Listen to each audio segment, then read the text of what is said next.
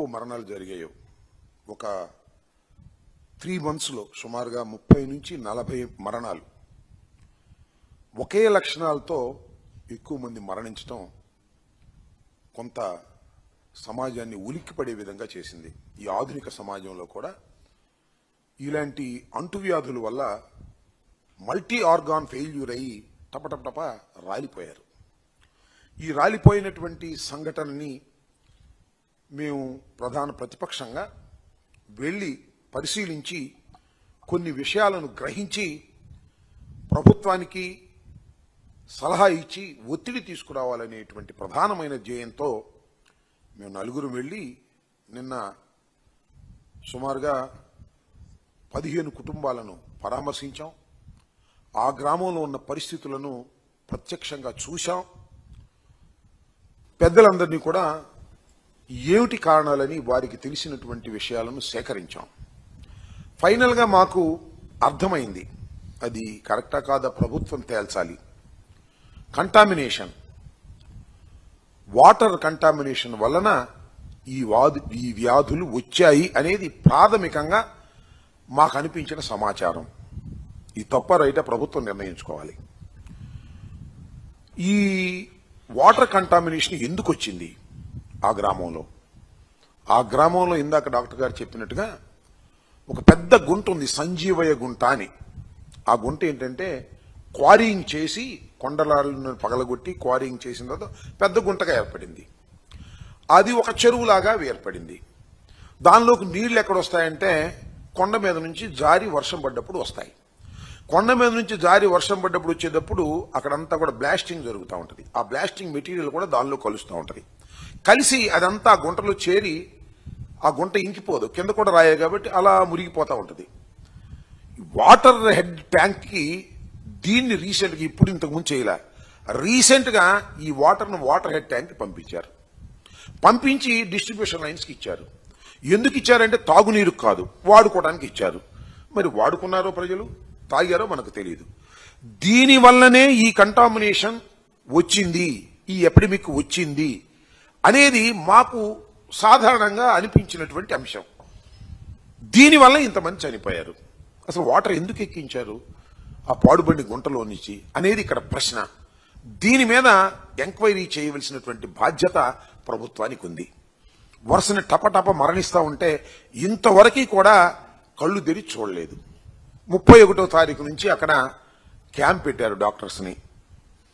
అప్పుడే బ్లీచింగ్ వెళ్ళారు. నిన్న మేము వెళ్ళాం, మొన్న ఎప్పుడో వెళ్దామని మేము ప్రయత్నం చేశాం, నిన్న వెళ్ళటం జరిగింది. మేము వస్తున్నామని తెలిసిన తర్వాత మాత్రమే ప్రభుత్వ యంత్రాంగం కదిలింది. నిన్న ఉదయమే ఎమ్మెల్యే గారు వెళ్ళారు.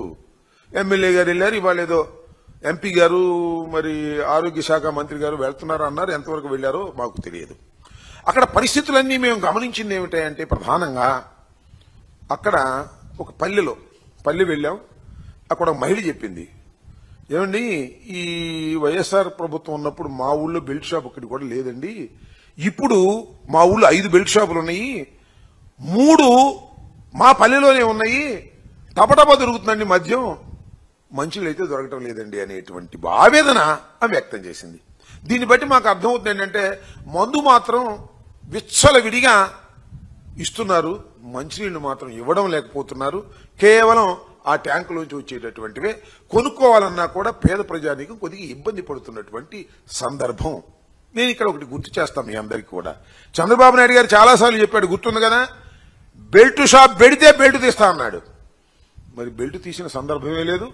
నిజంగా ఎందుకు ఈ విషయాన్ని ఇక్కడ ప్రస్తావన చేస్తున్నానంటే మందు బాబులకు ఈజీగా ఇన్ఫెక్షన్ వస్తుంది, షుగర్ ఉన్న వాళ్ళకి ఈజీగా ఇన్ఫెక్షన్ వస్తుంది.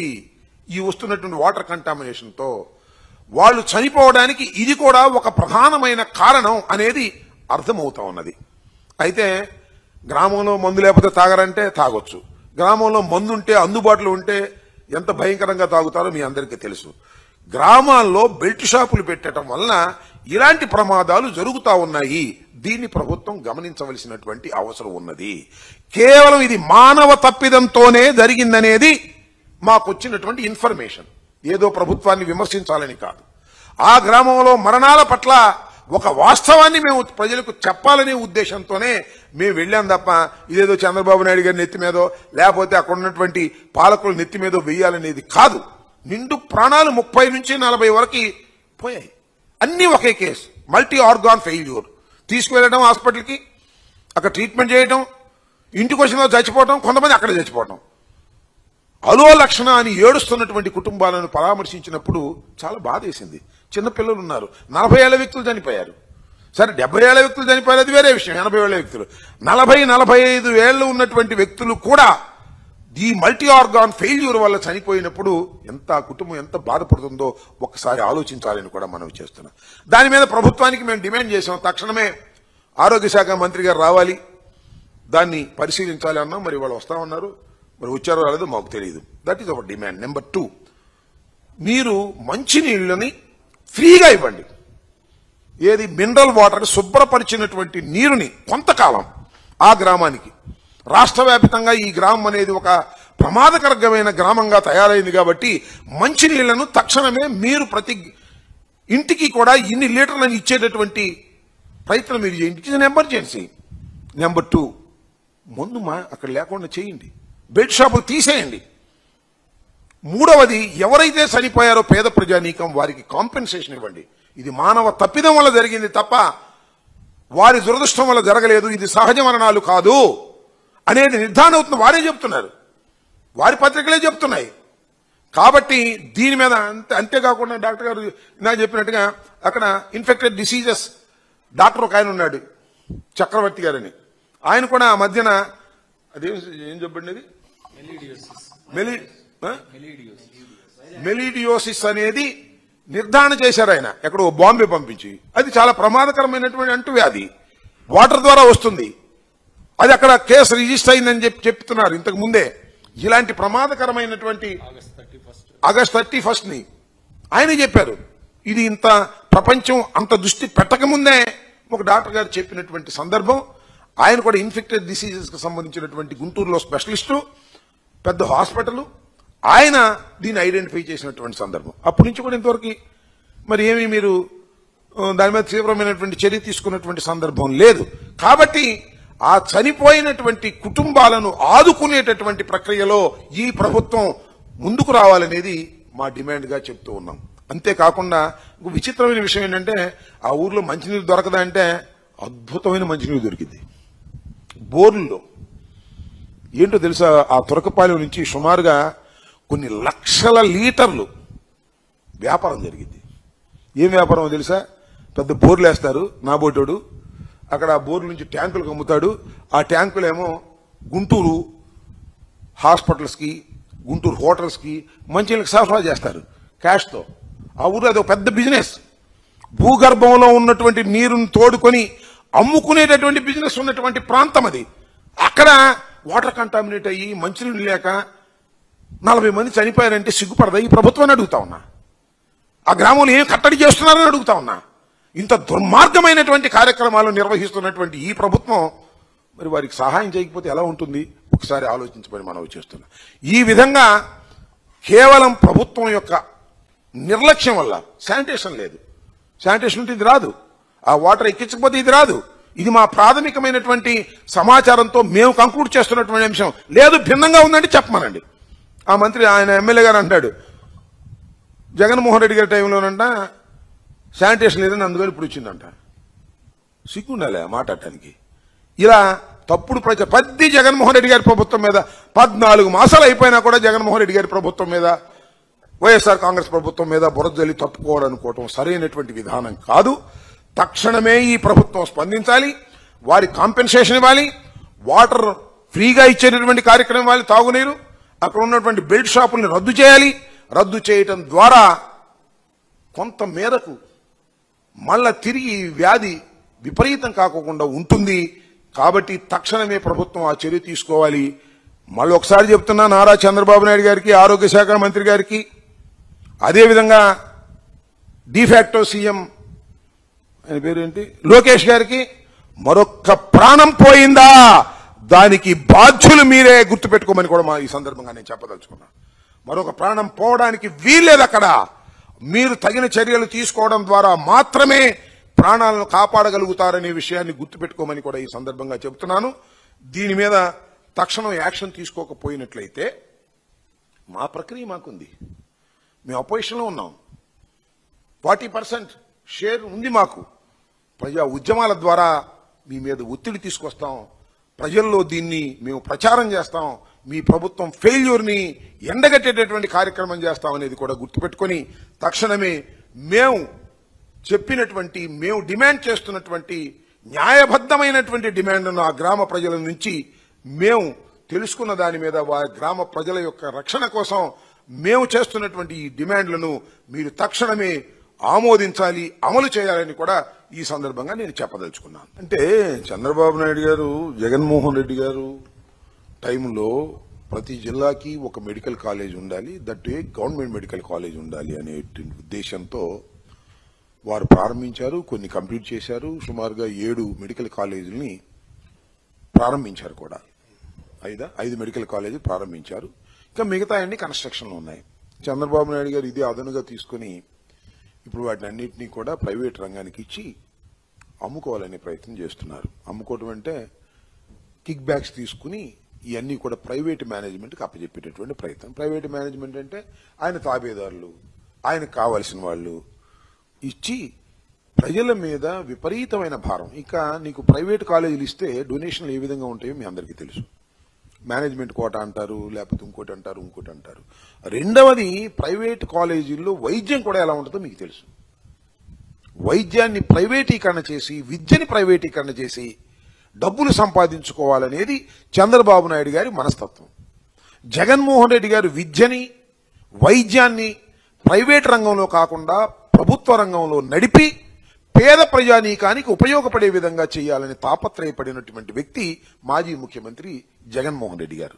టోటల్ గా చంద్రబాబు నాయుడు గారు అమ్మేసుకునే కార్యక్రమం చేస్తున్నారు, సొమ్ము చేసుకునే కార్యక్రమం చేస్తున్నారు. ఇది దుర్మార్గమైనది. ఇది ప్రజలు సహించలేనటువంటి అంశం. దీనివల్ల మొత్తంగా middle class and lower middle class plus poor people చాలా ఇబ్బంది పడతారు. వైద్యం అనేది ఎంత ప్రాముఖ్యత సంతరించుకుందో నేను మీకు ప్రత్యేకంగా చెప్పవలసిన అవసరం లేదు. వైద్యం, విద్యా రంగాల మీద జగన్మోహన్ రెడ్డి గారి ప్రభుత్వం పెట్టినటువంటి దృష్టి ఈ మాత్రం పెట్టలేకపోతున్నారు. It is a failure government అని కూడా ఈ సందర్భంగా చెప్తున్నారు. ఇవాళ చూడండి, తురకపాలెంలో జరిగినటువంటి సంఘటన. గవర్నమెంట్ హాస్పిటల్కే వెళ్లారు. ప్రైవేట్ హాస్పిటల్కి వెళ్ళగలిగిన వాళ్ళు ఎంతమంది ఉంటారు చెప్పండి. కాబట్టి ఈ దుర్మార్గమైనటువంటి కార్యక్రమాలని ప్రజలు ఖండించాలి. సరే, మాకు 5 సంవత్సరాలు పరిపాలన ఉంది, ఇంకా 3.5 సంవత్సరాలు ఉంది, మీ ఇష్టం చేసుకుంటామని చేసుకోండి. కానీ అల్టిమేట్ గా ప్రజలు మిమ్మల్ని తిరస్కరిస్తారు, మిమ్మల్ని వ్యతిరేకిస్తారు. గమనించాలని కూడా ఈ సందర్భంగా చెప్పదలుచుకున్నాను.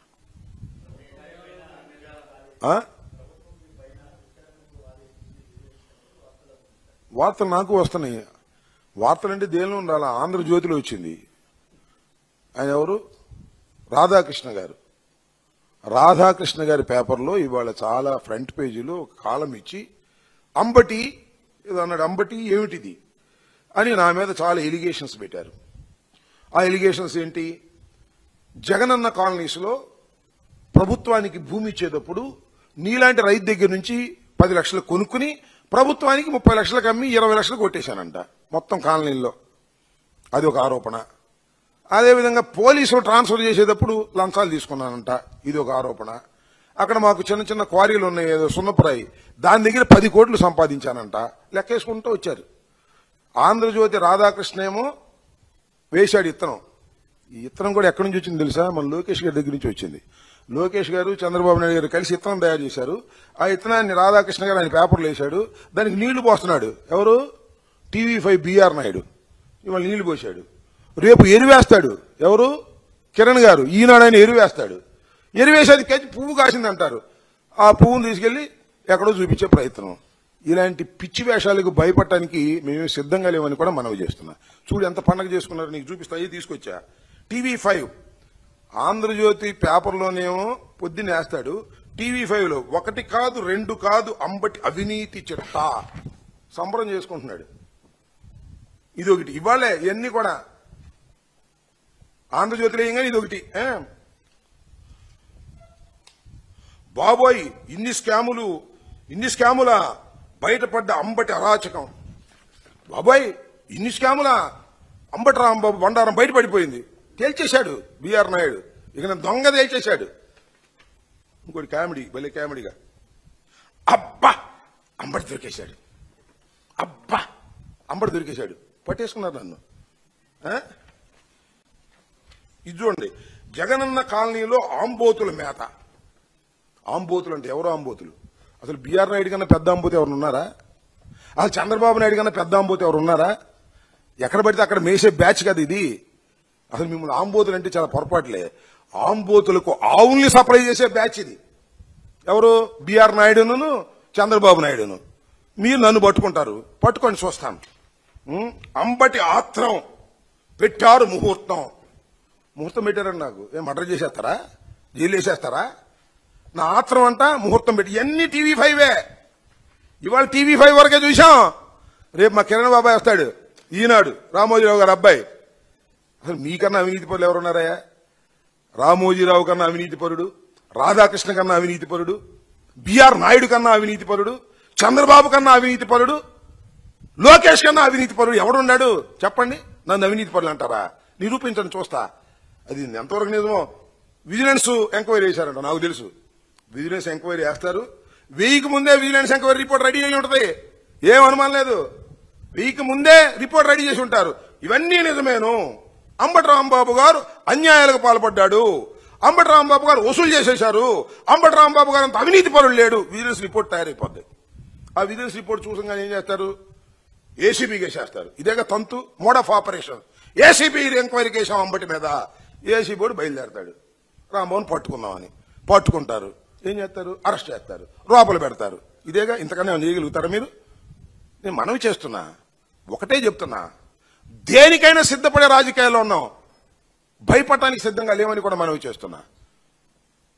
దేనికైనా భయపడటానికి సిద్ధంగా ఉంటే ఇవాళ రాజకీయాల్లో ఉన్నాం మేము. మా మీద మీరు కక్ష తీర్చుకునే కార్యక్రమం చేస్తారు. ఇంకా కొన్ని ఉంటాయి యూట్యూబ్లు. అంబటికి అరెస్టుకు రంగం సిద్ధం. పండగ చేసుకుంటున్నారు వీళ్ళ దుంపదేగా. ఇప్పుడు అసలు కేసు పెట్టగానే ఇంత పండగ చేసుకుంటున్నారే, అరెస్ట్ చేస్తే ఎంత పండగ చేసుకుంటారో చేసుకోండి. నేను ఒకటి మనవి చేస్తున్నా, దేనికి భయపడి మేము రాజకీయాలు చేయదలుచుకోలేదు. స్ట్రైట్ ఫార్వర్డ్ గా చేయదలుచుకున్నాం. నేను అవినీతి పరుణ్ణి కాదో, లేదు జగనన్న కాలనీలో డబ్బులు తీసుకున్నానో లేదో, ట్రాన్స్ఫర్ల దగ్గర డబ్బులు తీసుకున్నానో లేదో, సున్నపరాయిలో డబ్బులు తీసుకున్నానో లేదో. ఇంకోటి చెప్పాడు, కోడి పందాలు ఆడించానంట, పేకాట ఆడించానంట. అసలు నా టైంలో కోడి పందెం లేదు, పేకాట లేదు నా కాన్స్టిట్యున్సీలో. బ్యాండ్. సచ్ ఏ పర్సనాలిటీ నాది. పండగ చేసుకుంటున్నారు, వార్తలు రాసుకుని. పండగ చేసుకోండి. అరే సిద్ధమయ్యా మేము దేనికైనాను, సిద్ధంగా ఉండే ఈ రాజకీయాల్లో ఉన్నాం. నేను ఒకటి మనవి చేస్తున్నా, దేన్నైనా ఎంజాయ్ చేస్తా. కేసు పెడతారా? I can enjoy. అరెస్ట్ చేస్తారా? I can enjoy. దేన్నైనా ఎంజాయ్ చేయడానికి సిద్ధంగా ఉన్నాను. మిస్టర్ లోకేష్, మిస్టర్ చంద్రబాబు, ఈ ఉన్నారు, ఈ త్రయం, కిరణ్, ఈనాడు, TV5, బిఆర్ నాయుడు, ఆంధ్రజ్యోతి, వేమూరు రాధాకృష్ణ, ఈ 5గురు కలిసి చేస్తున్నారు. మమ్మల్ని చేసుకొని చూస్తాం. మీ 5గురు సంగతి రాబోయే కాలంలో ప్రజలు తేలుస్తారని కూడా ఈ సందర్భంగా చేస్తాం. బతికితే హీరోగా బతకాలని నిర్ణయించుకున్నాం తప్ప పిరికివాడుగా బతకాలని నిర్ణయించుకోలేదు. మీరు వేసే ప్రతి అడుగు నాకు తెలుసు. మీరు ఇరిగేషన్ లో కూడా ఎతుకుతున్నారు, ఎతుక్కోండి. ఎవరినో పట్టుకోండి, వాడి చేత స్టేట్మెంట్ ఇచ్చుకోండి, మరో కేసు పెట్టుకోండి. దేనికైనా సిద్ధంగా ఉన్నామయ్యా. తెగించున్నాం, ఏం చేస్తాం? మీకు తెగించడానికి సిద్ధంగా ఉన్నాం. లేకపోతే రాజకీయాలు చేయలేము, లేకపోతే రోజు ఎంట పడతారు మా మీద. చూస్తాం దాని సంగతి ఏంటో. న్యాయస్థానాలు ఉన్నాయి, న్యాయస్థానంలో తేల్చుకుంటాం, జైల్లో తేల్చుకుంటామని కూడా ఈ సందర్భంగా నేను చెప్పదలుచుకున్నాను. ఇలాంటి పిచ్చి వేషాలు వేసేటటువంటి లోకేష్ కి, చంద్రబాబు నాయుడు గారికి చెప్తున్నా, జాగ్రత్తగా ఉండండి. అనవసరంగా అన్యాయంగా కేసులు పెట్టి మీరు చాలా మంది లోపలేస్తున్నారు.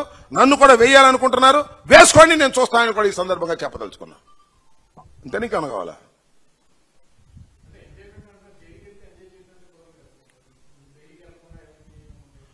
ఇప్పుడు డ్యాన్స్ చేశా, కష్టం కదా డ్యాన్స్ చేయడం ఈ వయసులో.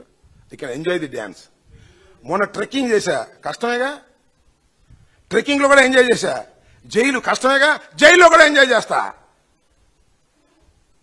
డాన్సింగ్ అయింది, ట్రెక్కింగ్ అయింది, జైలింగ్కి సిద్ధంగా ఉన్నా. చేసుకోమని కూడా చెప్తున్నా. ప్రజలున్నారు, అంతిమంగా ప్రజలున్నారు, భగవంతుడు ఉన్నాడు. తప్పు చేశానో రైట్ చేశానో ప్రజలు నిర్ణయిస్తారు, భగవంతుడు నిర్ణయిస్తాడు. వీళ్లు కాదు, విజిలెన్స్ డిపార్ట్మెంట్ కాదు, పోలీసులు కాదు, చంద్రబాబు కాదు, లోకేష్ కాదు. మీరు నిర్ణయించేది, మీరు అనుకునేది పార్షియల్, మా మీద కక్ష కడుతున్నారు. ఎందుకు కడుతున్నారు? అంబటరాంబాబు మీద కక్ష రోజు మాట్లాడుతున్నాడనేగా, మీ బండారం బయట పెడుతున్నాడనేగా, దేనికి భయపడలేదనేగా. అంతకన్నా ఏముంది చెప్పండి నాకు. నేను ఎంత అవినీతి పరుని అనుకుంటున్నారు ప్రజలు? నా సత్యనపల్లి అడగమని చెప్తారు. దుర్మార్గం అంటున్నా. మీ దుర్మార్గాలకు భయపడితే రోజు చంపుతారు మమ్మల్ని. భయపడకపోగా ఉంటే ఒకేసారి చేస్తాం, ఒకేసారి జైలుకి వెళ్తాం. సిద్ధం. మళ్ళా చెప్తున్నా, మీ ద్వారా లోకేష్కి చెప్తున్నా, ముఖ్యమంత్రిగా డీఫాక్టోగా యాక్ట్ చేస్తున్నాడు లోకేష్. ఒకసారి ఓడిపోయి మంగళగిరిలో రెండోసారి గెలిచి ఇది పండగ అనుకుంటున్నామేమో, ఇదేమో నీ వాపు బలం అనుకుంటున్నామేమో. అన్నిటికీ ఒక రోజు వస్తుంది, గుర్తుపెట్టుకోమని కూడా లోకేష్, ప్రధానంగా లోకేష్దే ఇది పని, చంద్రబాబుది కాదు. చంద్రబాబు అది ఒక టైప్ మనిషి. తడిగుడ్డలతో గొంతులు కోసేది చంద్రబాబు. ఇతను ఎవనైనా లోపలేసేసి బతుకుదాం అనుకుంటున్నాడు. ఎన్ని ఎర్ర బుక్కు, రెడ్ బుక్కు, ఈ బుక్లు చాలా చూసాం. నీ రెడ్ బుక్కి నా కుక్క కూడా భయపడదని చెప్పాను, ఇప్పుడు కూడా భయపడదని చెప్తున్నాను. నీ రెడ్ బుక్కి, నీ అరెస్ట్కి వేసుకోండి. ఎన్ని వేసుకుంటారో విజిలెన్స్ అన్ని ఫాల్సే నాకు తెలుసు, నా ప్రజలకు తెలుసు. నేను ఓడిపోవచ్చు, కానీ ప్రజలనే వాళ్ళకి తెలుసు, మనసుకు తెలుసు. నా సత్యనపల్లి నియోజకవర్గ ప్రజలకు తెలుసు, నన్ను గెలిపించినటువంటి ప్రజలకు తెలుసు. వారి ద్వారానే మంత్రి అయ్యాను నేను. వాళ్ళని అడగండి. జగనన్న కాలనీలో నేను కక్కుర్తి పడ్డానా? ఉద్యోగాల దగ్గర డబ్బులు తీసుకున్నానా? ఏం మాట్లాడుతున్నారు మీరు? ఓ కట్టగట్టేస్తున్నారు. కోడి పందేలా, పేకాట్లా నేను ఆడించానా? ఇప్పుడు చూసారా మీరు పత్రికల్లో? సత్యనపల్లి ఎప్పుడన్నా కోడి పందెం జరిగిందా? పేకాట జరిగిందా ఎప్పుడన్నా నేను 5 సంవత్సరాలు అధికారంలో ఉన్నప్పుడు? కానీ పేకాటను కోడి పందేలు ఆడించడానికి డబ్బులు తీసుకుని మీ ఇష్టం వచ్చాడు కథలుతున్నారు. అల్లుకోండి. ధైర్యంగా ఎదుర్కోవడానికి సిద్ధంగా ఉన్నామని కూడా ఈ సందర్భంగా చెప్పదలుచుకున్నాను. పెట్టని అసలు ఆలు లేదు, పోలు లేదు, కొడుకు పేరు సోమలింగం అని నేను ఒక మాట చెబుతున్నా, అన్నిటికీ సిద్ధపడే ఉన్నా, దేనికైనా సిద్ధపడి ఉన్నా. బెయిల్కి వెళ్తానా వెళ్ళనా, యాంటిసిపేటర్ బెయిల్కి వెళ్తానా వెళ్ళనా, ప్లేడర్ని పెట్టుకుంటానా పెట్టుకోనా, నా అంతటా నేనే వాదిస్తానా వాదించుకుంటానా, ఇవన్నీ కూడా రాబోయే కాలంలో వాళ్ళకు అడిగేస్తే నేను ఇంకొక అడిగేస్తా. ఇది యుద్ధమే అనుకుంటే ఈ యుద్ధానికి సిద్ధంగా ఉన్నాయని కూడా చెప్తున్నా. రాధాకృష్ణ సర్వ సైన్యాధ్యక్షుడు, ఈయనేమో ఎయిరు మన బిఆర్ నాయుడు నన్ను ఆంబోతు అంటున్నాడు కదా, ఒక పెద్ద ఆంబోతు, ఆయన ఒక సైన్యాధ్యక్షుడు. కిరణ్ ఉన్నాడు, ఆయన ఒక సైన్యాధ్యక్షుడు. మరి ఈయనేమో సర్వ సైన్యాధ్యక్షుడు మన లోకేష్. రాజు గారేమో ఈయన. నేను ఒక్కడనే యుద్ధం. నా వెనకాల పార్టీ ఉంది, నా వెనకాల జగన్మోహన్ రెడ్డి గారు, నా వెనకాల ప్రజలు ఉన్నారు. యుద్ధానికి సిద్ధం. ఓకే.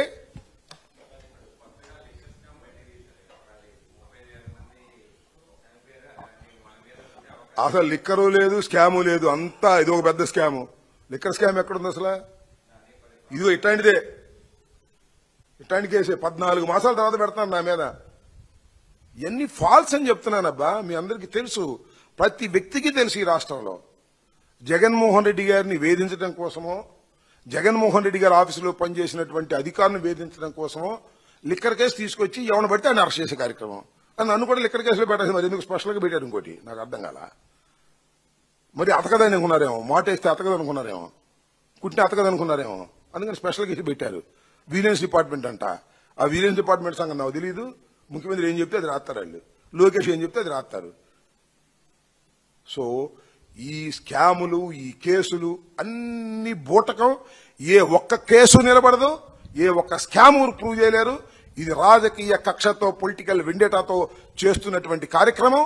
నా మీద కూడా పొలిటికల్ వెండేటాతోనే చేస్తున్నారు. నేను ఎక్కువగా వైఎస్ఆర్సీపీ గురించి మాట్లాడతానని నా కంఠం పిచ్చని. అరే పిచ్చోళ్ళారా, నా కంఠం ఇవాళ కాదురా. రాజశేఖర రెడ్డి గారు చనిపోయిన దగ్గర నుంచి నా కంఠం పెచ్చే. నేను చచ్చేంత వరకే నా కంఠం పెచ్చే, గుర్తుపెట్టుకోమని చెబుతున్నా. Mister Radhakrishna, mister B R Naidu, mister ఆయన పేరేంటి రామోజీరావు కూడా, కిరణ్ చెప్పుకోండి, రాసుకోండి. మీ ఇష్టం, ఫ్రంట్ పేజీలో రాసుకోండి, ఎంత కావాలంటే అంత రాసుకోండి. మీ పత్రికలో రాసిన నమ్ముతారని మీరు అనుకుంటే అది మీ అమాయకత్వం తప్ప మరొకటి కాదని కూడా ఈ సందర్భంగా చెబుతున్నా. 3,000 కోట్లండి రామోజీరావు స్కామ్ చేశాడు. నాకన్నా పెద్ద, నేను ఆయనకన్నా పెద్ద అవినీతి పరుణ్ణి. 3,000 కోట్లు కాజేశాడు కదా వసూలు చేసి డిపాజిట్లు. ఆయనకన్నా నేను పెద్ద అవినీతి పరుణ్ణి. బిఆర్ నాయుడు ఎన్ని అవినీతి కార్యక్రమాలు, ఆయనకన్నా పెద్ద నేను అవినీతి పరుణ్ణి. ఈ రాధాకృష్ణ ఎన్ని అవినీతి పనులు చేశాడు, ఆయనకన్నా పెద్ద నేను అవినీతి పరుణ్ణి.